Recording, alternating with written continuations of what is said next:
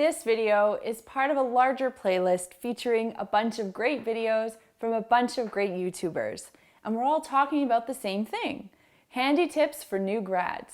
So after you've finished watching this video, be sure to check out the rest of the playlist.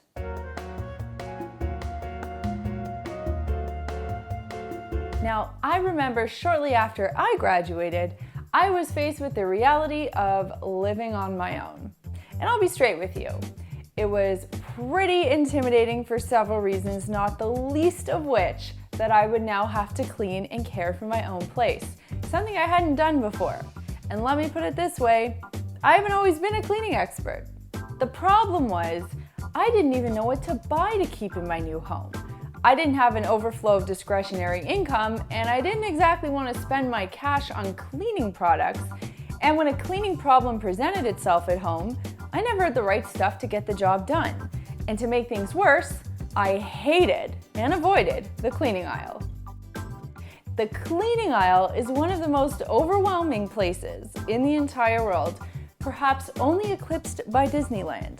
Not only because the smell of 12,000 bottles of cleaning products combine for an instant headache, but because the cleaning aisle is that one place where we as consumers don't really even know what we're looking for. Have you ever seen someone standing there with this deer in headlights glare? That's what I'm talking about. So graduates, and for that matter, anyone else who's moving out on their own for the first time, let me show you what you need, why you need it, and how you can clean pretty much anything in your home for cheaper than you think. Now, everything that we're about to talk about falls into one of two cleaning categories. Cleaning tools, what you use to scrub, brush, and scrape, and cleaning products or cleaning solutions, what you actually use to lift dirt from the surface. The cleaning products that you buy from said scary cleaning aisle are things like blue window cleaner or creamy tub cleaner, but with 4 very cheap ingredients. I mean, very cheap ingredients. I will show you how to make your own stuff and cover all the cleaning solutions that you'll need. Baking soda. Not only is this a natural, mild abrasive, it's a deodorizer and makes the perfect additive to any cleaning solution to scrub out tough grease, soap scum, and scuff marks. I have baking soda all over my house. White vinegar. White vinegar is a degreaser, a streak-free cleaning agent, a mild disinfectant, and a deodorizer. Dish soap. This is what's considered a pH neutral cleaner.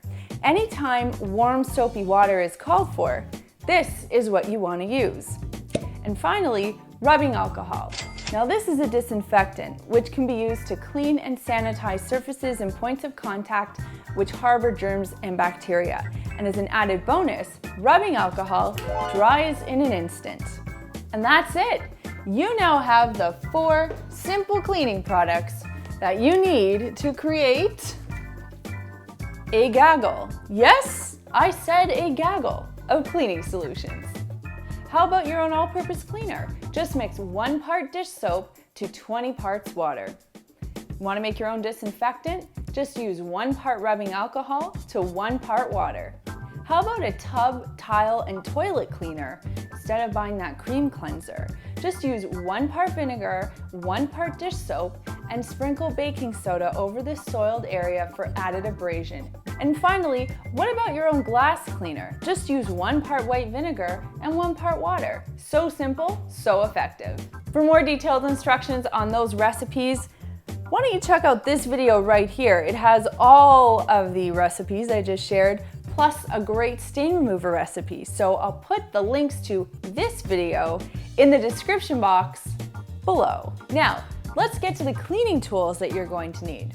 The first thing I'd like to recommend are some double-sided sponges. Look for the type that are non-scratching to avoid scratching your surfaces, especially delicate ones. I like to have 2 on hand, 1 for the kitchen, which stays in the sink, and 1 for the bathrooms. Next thing, microfiber cloths. Here's one. I love these for cleaning. They dust and polish like nobody's business.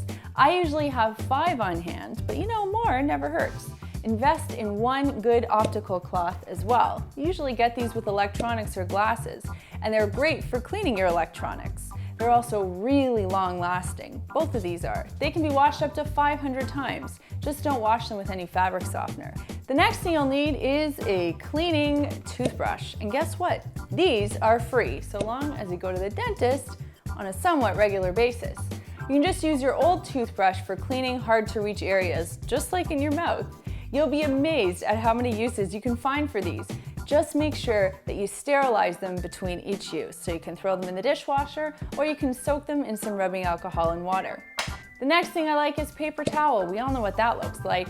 I love using paper towel only for cleaning toilets or dirty counters or really bacteria-laden areas.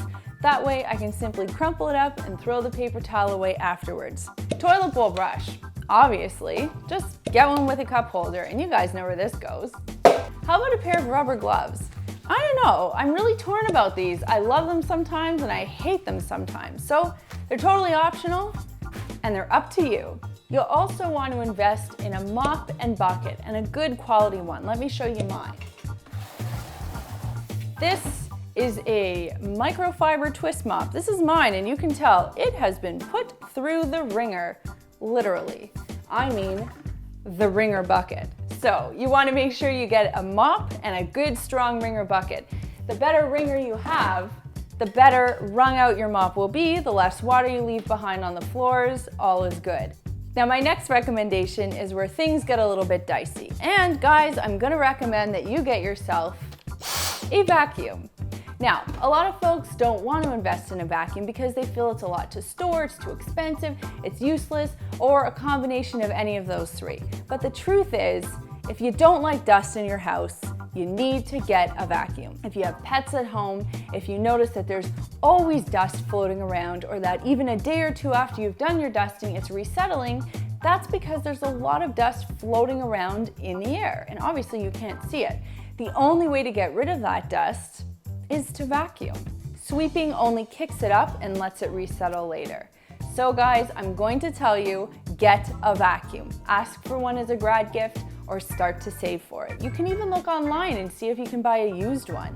And if you're in a smaller space, you'd be very well off getting yourself one of these little handhelds or a stick vacuum as opposed to a big full-size vacuum. Save that one for later. I'll also recommend that you pick up one of these, a cleaning caddy, to store all of your cleaning items and carry them along with you. It makes things so much easier when you're going from room to room. You'll need to get yourself some spray bottles. Remember those 4 cleaning recipes I was telling you about earlier?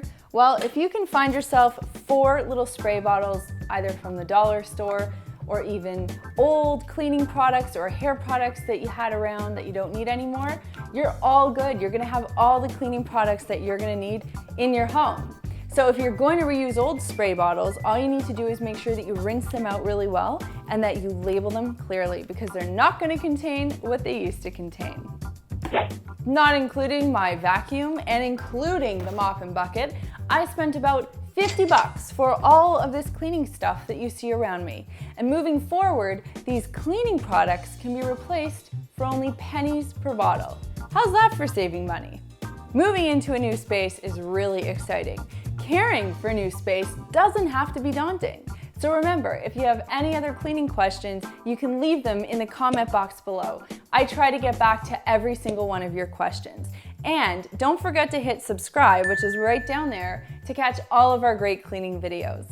Thanks so much for watching, and we'll see you next time.